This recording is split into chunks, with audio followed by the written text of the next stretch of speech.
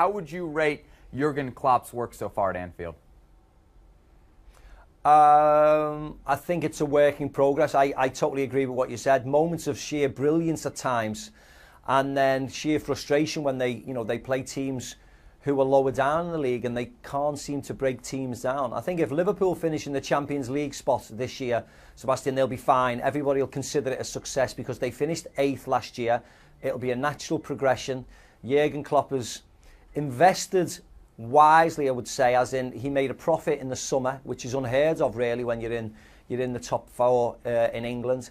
So if they finish 4th, it'll be considered a success. If they finish 5th, 6th, 7th, or even 8th like they did last year, it will be a bit of a disaster, I think, here, because they went out to the 2 cup competitions in January and they went out rather meekly, and people are gambling on the Champions League. There's no excuses now.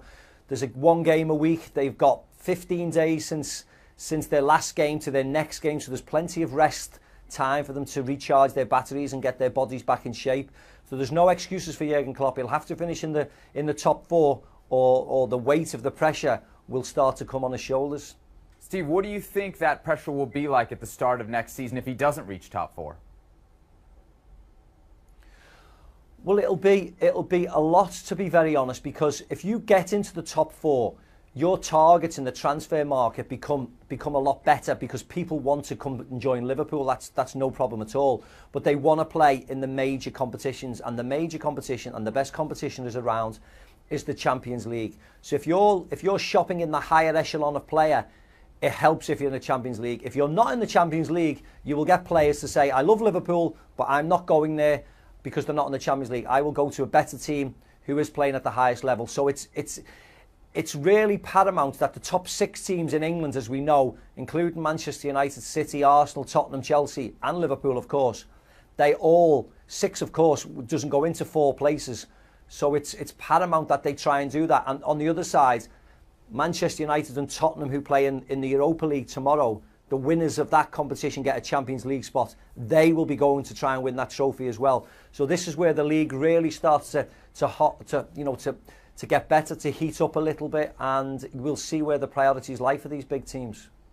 Steve, when people talk about a wish list for Liverpool, they always talk about central defense. But where else would you shop to help that team? I think I would love them to buy in the, as you rightly said there, in the central defensive areas. I think they need strengthening up. They really do.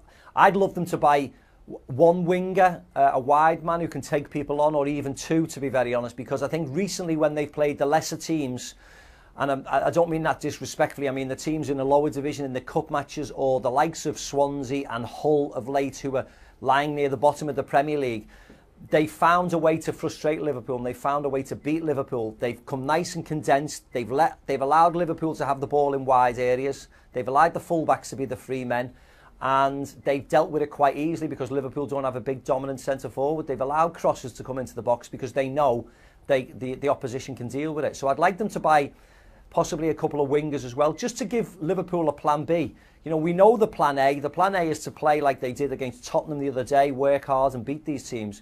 But when they've struggled against the lesser teams, they need different ways to break them down. And I think this would help buying a couple of wide men.